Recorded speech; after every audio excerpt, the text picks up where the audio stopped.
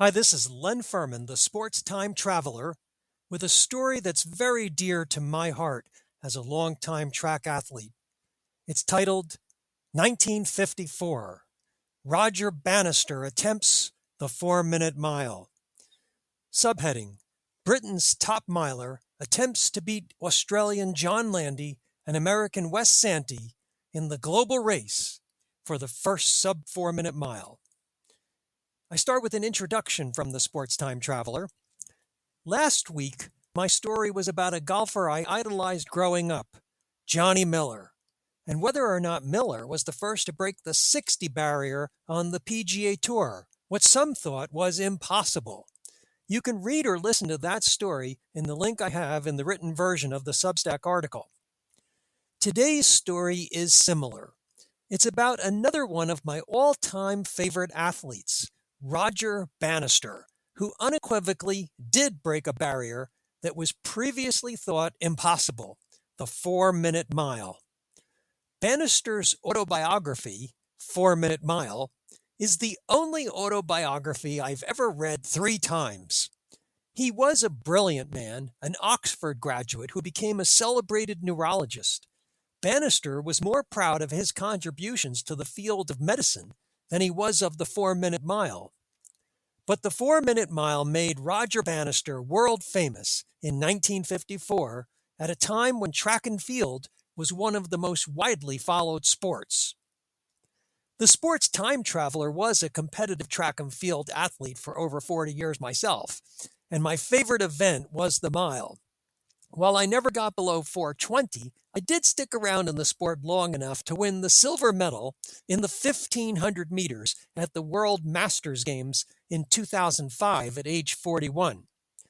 Prepping for that race, I had been inspired by reading Bannister's autobiography for the first time. Naturally, I had to go back in time virtually this week, precisely 70 years to May 1954, to see Bannister's first official attempt at the 4-minute mile. Oxford, England, May 6th, 1954. I'm here at the Iffley Road track in Oxford on a virtual trip to England to see if Roger Bannister can become the first man to break 4 minutes for the mile. Background: ever since John Landy of Australia clocked a 4:02.1 mile in Australia on December 13th, 1952, the sports world has been in a tizzy over whether the 4-minute mile could be broken. Landy had smashed the Australian record by 7 seconds, but he hadn't set a new world record.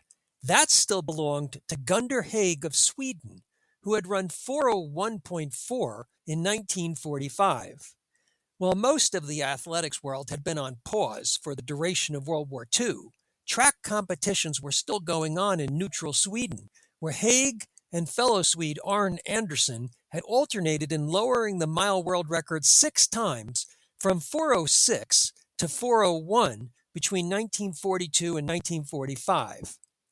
After the war, the 2 great Swedes were declared professionals, which effectively ended their track careers in any pursuit of the 4-minute mile, as track and field at that time was strictly an amateur affair.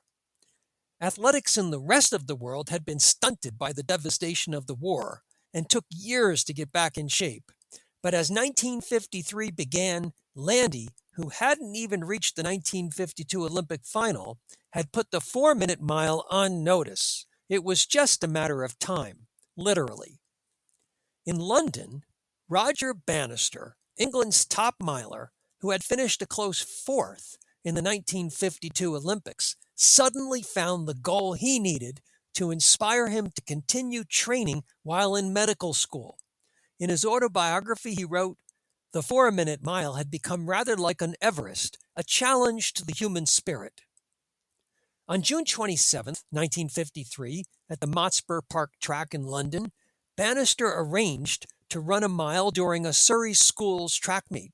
Bannister knew that on this day, several hours later in Dayton, Ohio, Wes Santee of the University of Kansas was going to make an attempt to run a sub 4-minute mile at the National AAU Track and Field Championships. Santee had run 4:03.7 just a few weeks earlier at the Kansas Relays. Bannister devised a brilliant, but perhaps devious team strategy for his mile in London. Two world-class runners paced him. Don McMillan led for the first 2 laps and pulled Bannister through the half mile in 1:59.7. McMillan then led another half a lap before retiring from the race. Then, Chris Brasher, who had intentionally jogged the first 2 laps and purposely fell exactly a lap behind, suddenly sped up to pace Bannister over the final lap of the race. Bannister reached 3/4 of a mile in 3:01.8. He now needed a lap of 58.1 seconds to break 4 minutes. He ran 60.2 on the last lap and finished in a time of 4:02.0. It was the fastest mile in the world since Haig had run 4:01.4 and Anderson 4:01.6 during the war. Even though Bannister had not broken 4 minutes, the sports world was on fire with the news. The Sunday New York Times on June 28, 1953, had the story on the front page of the sports section with the headline, "Bannister 4:02, third fastest ever." The Sunday People, a London paper, had Bannister on page 1. Their story began, "Roger Bannister, the 24-year-old London medical student, brought the 4-minute mile nearer yesterday." Wes Santee, meanwhile, only managed 4:07 in Dayton on that day. Bannister's mile is banned. Less than a week later, Bannister's 4:02 was stricken from the record books. The British Amateur Athletic Board discredited the race as not being a bona fide competition, and officially, Bannister's time did not count. But Bannister actually had run 4:02 flat, and he now knew that a sub-4-minute mile was possible for him. In his book, Bannister wrote, "After this irregular attempt, I realized 2 things. In the first place, only 2 painful seconds separate me from the 4-minute mile, and I was certain I could cut down the time. The second was that I knew the attempt would be meaningless unless it was achieved in a bona fide race." Medical studies got in the way of training, however, and Bannister ran out of time to run the 4-minute mile in 1953, as track season doesn't go past August in Europe. In Australia, though, track season gets underway in the fall, and John Landy had increased his training to 20-plus miles per day. But his increased mileage didn't drop his times. By early 1954, Landy had run 4:02 6 times, but no faster. Landy's lack of competition in Australia made it difficult for him to run faster. After one of his 4:02 efforts on January 22, 1954, he was quoted in The Age, a Melbourne newspaper, "I could have done better if there had been someone there to flat out beat me." In the February 10, 1954 Sydney Morning Herald, a frustrated Landy was quoted about his inability to get below 4:02. "It's like a brick wall." In America, Wes Santee had gotten down to 4:02.4 in 1953, but was being run into the ground in the spring of 1954 by head track coach Bill Easton of the University of Kansas. Easton relied on Santee to compete in multiple events all spring to earn points towards winning track meets. Easton cared about winning track meets, not setting records. This left an opportunity for Bannister. Near the end of 1953, Bannister had started training in London as part of an informal team with Chris Brasher and Chris Chataway, 2 of England's best distance track runners.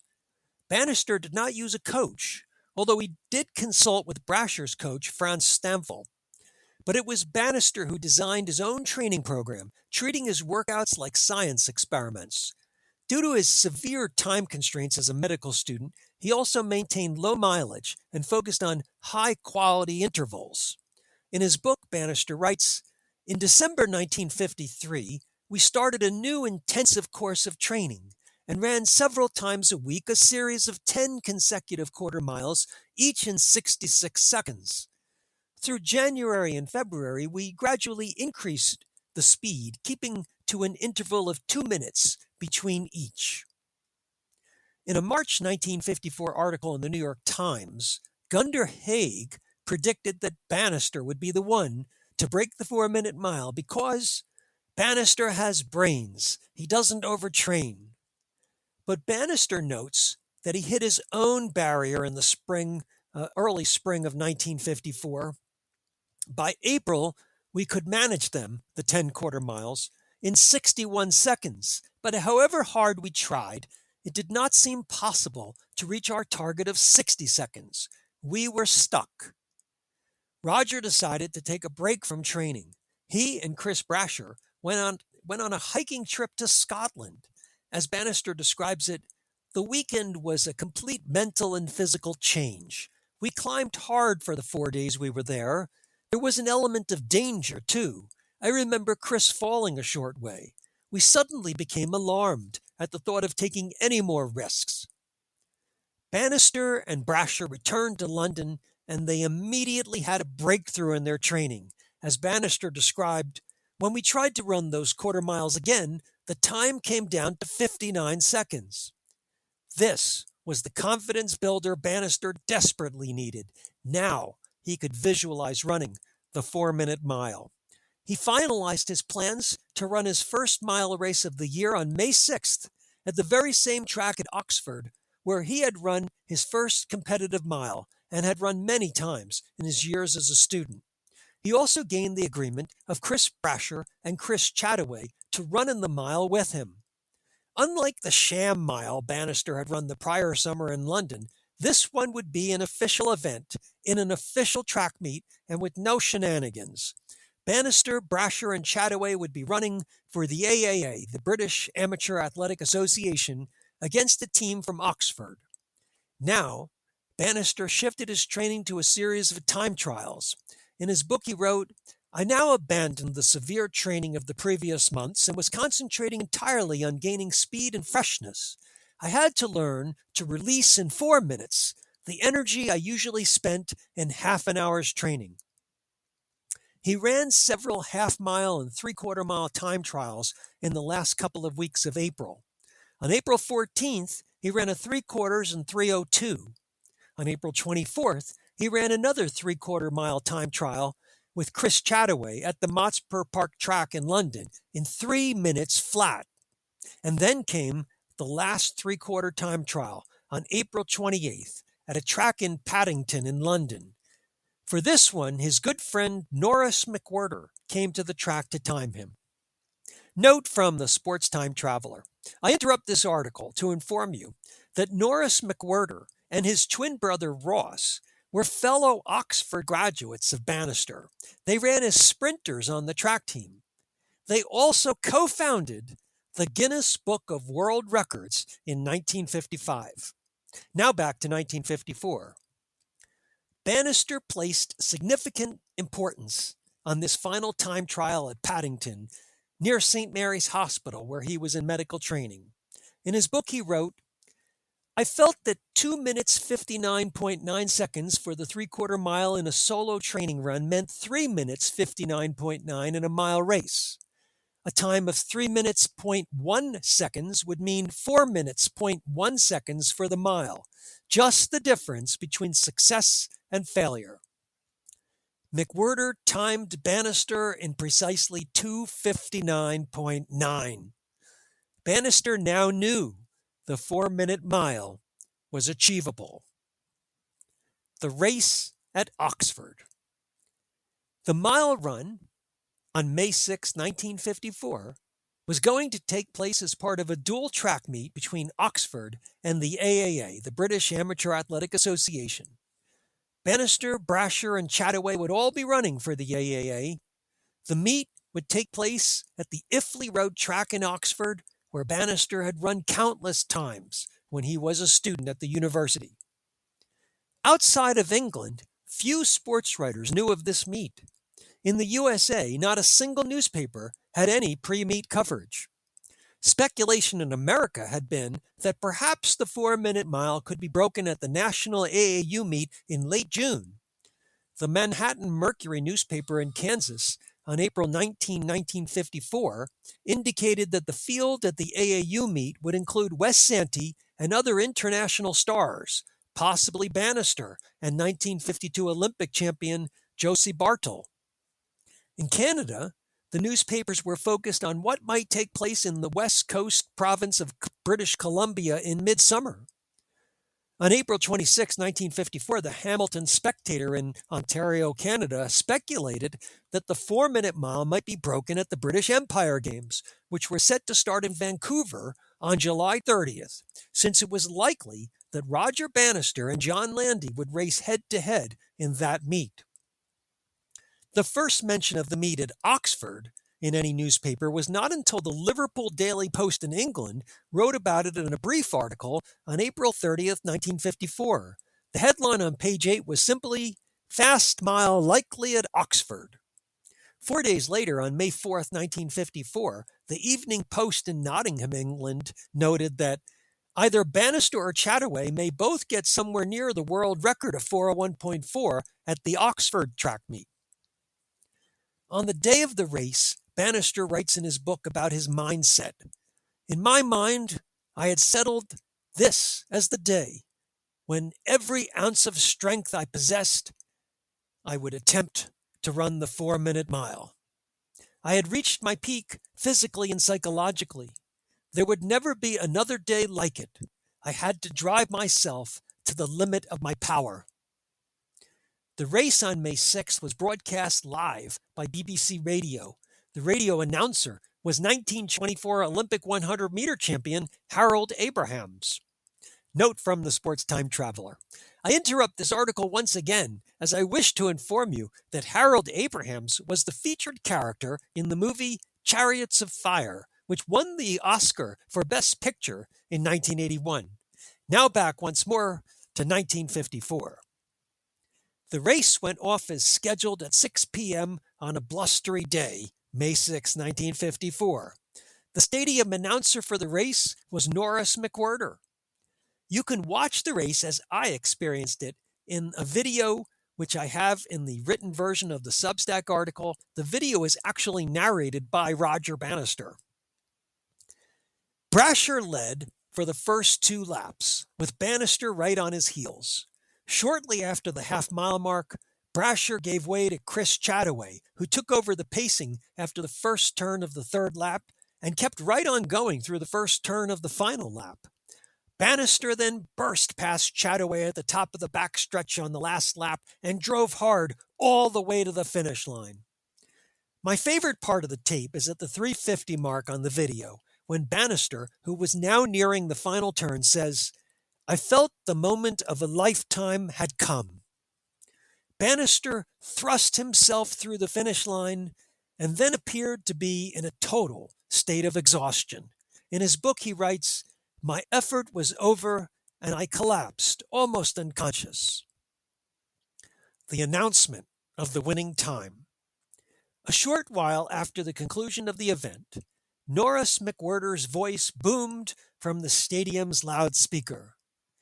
"Ladies and gentlemen, here is the result of Event 9, the 1 mile. First, number 41, R.G. Bannister, Amateur Athletic Association, and formerly of Exeter and Merton Colleges, Oxford, with a time which is a new meeting and track record, and which, subject to ratification, will be a new English native, British national, all-comers, European, British Empire, and world record. The time was 3..." As the crowd heard the word 3, which was the first occasion in history that the time of any mile race had ever started with the announcer saying 3, the noise in the stadium rose to a deafening level and completely drowned out McWhirter's voice. The Manchester Guardian described the scene. There was pandemonium among the spectators. Roger Bannister had done it. 3:59.4.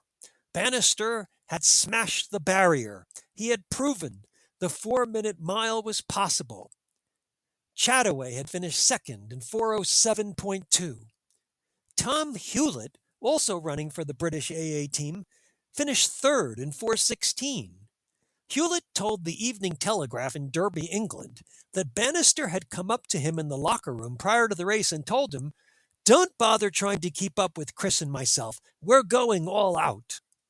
Hewlett is a miner who gets up at 5:30 a.m. every morning and runs the 4 miles to work and then runs home 4 miles in the evening. Hewlett told the Evening Telegraph, "If I hadn't got a cold, I think I would have been on Chris Chataway's heels." Chris Brasher, who had reduced to a jog after he had finished his pacing duties in the middle of the third lap, finished in fourth place.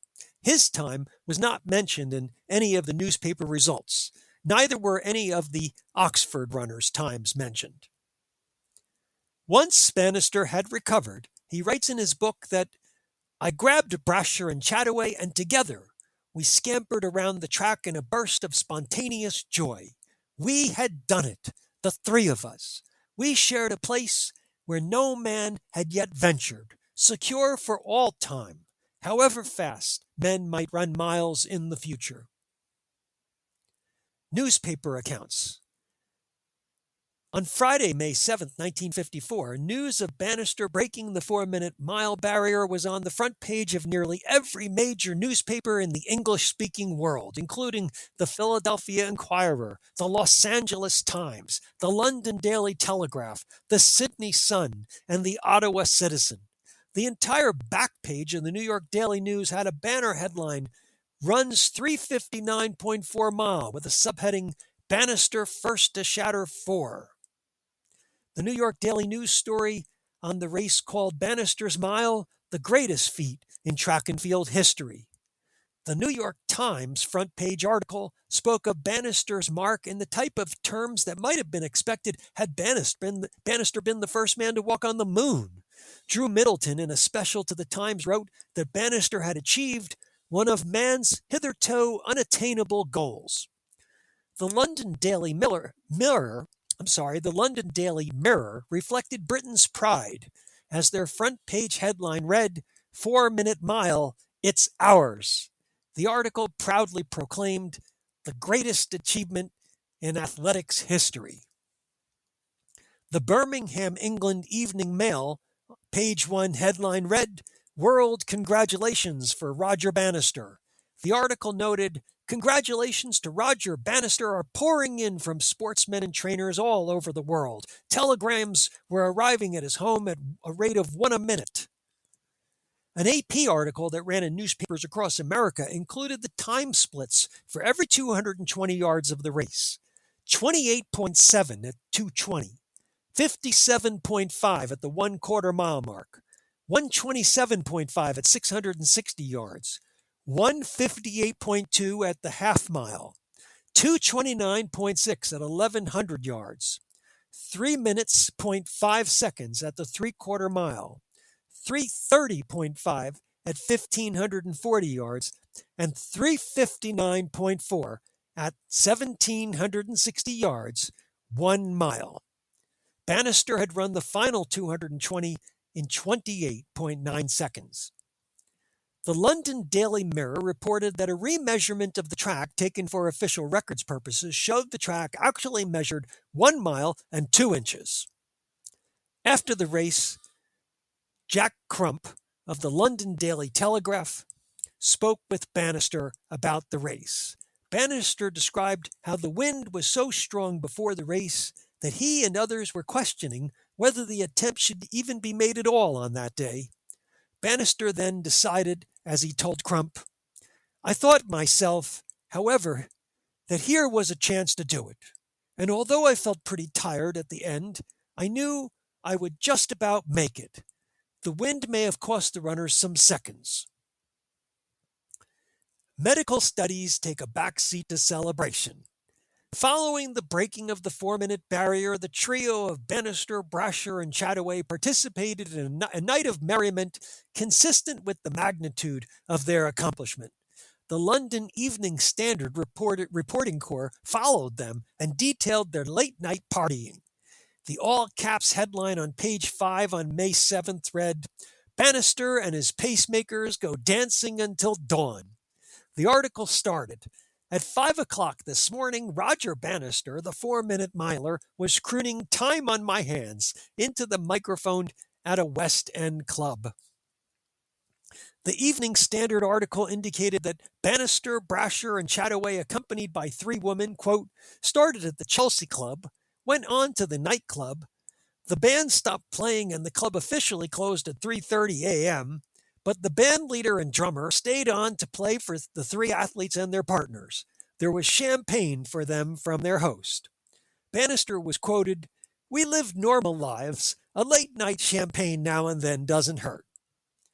Medical student Roger Bannister and his friends Chris Brasher and Chris Chataway had certainly earned a night on the town in London. New York, May 12th, 1954. I am now in New York virtually. It's been 6 days since Bannister became the first man to run a mile in under 4 minutes. Here he is, by request of the British Foreign Office, who requested that he visit America to share the experience of his historic achievement. You can watch Bannister's humble TV appearance in this rare video I have in the written version of the Substack article. Bannister was gracious and humble about his 4-minute mile and the TV appearance in New York. He said, "I happen to have a particular shape and physique and happen to have been lucky. There's no particular merit to it." Postscript from the Sports Time Traveler. Roger Bannister's life could never be described as normal after May 6, 1954. The name Bannister has become somewhat synonymous with breaking the barrier for the 4-minute mile. His feat is widely regarded as one of the greatest sporting moments of the 20th century. Roger Bannister retired from running after the 1954 track season. He dedicated himself to medicine and became a world-renowned neurologist. John Landy eventually broke 4 minutes for the mile later in 1954. Landy and Bannister met in the British Empire Games that summer in Vancouver. I'm looking forward to covering that event in a few months on another virtual trip back in time. Wes Santee never made it under 4 minutes, although he got tantalizingly close. On June 4th, 1954, just 4 weeks after Bannister broke 4 minutes, Wes Santee broke the world record for the 1,500 meters in a time of 3:42.8 at the Compton Invitational in Los Angeles, on his way to completing a mile race. That was a faster time than Bannister had come through 1,500 meters in his sub-4-minute mile race on May 6, 1954. And Santee also beat the reigning Olympic champion Josie Bartle in that race. But Santee slowed down over the last 100 meters and finished the mile in 4 minutes flat, 0.6 seconds. The Sports Time Traveler meets Wes Santee. A little more than 50 years later, in December 2005, in real life, I had an unbelievable opportunity to sit at the same table as Wes Santee on the night he was inducted into the USA Track and Field Hall of Fame. I didn't recognize Mr. Santee when he arrived with his wife for the dinner that preceded the ceremony. Since he was an elderly gentleman and the room was noisy, I got up from my seat on the opposite side of the table and walked over to him to introduce myself. When he told me his name, my jaw must have dropped open. I was stunned. I quickly collected myself and said, "It's an honor to meet you, sir." He was as nice a man as you could imagine. I made sure I applauded the longest and the loudest when he was brought up on stage. It was an incredible moment. And best of all, I got to share it with my son, who accompanied me that night and now has a picture of himself with one of America's greatest milers and the man who almost became the first to break the 4-minute barrier. Thanks for listening, and please share the Sports Time Traveler.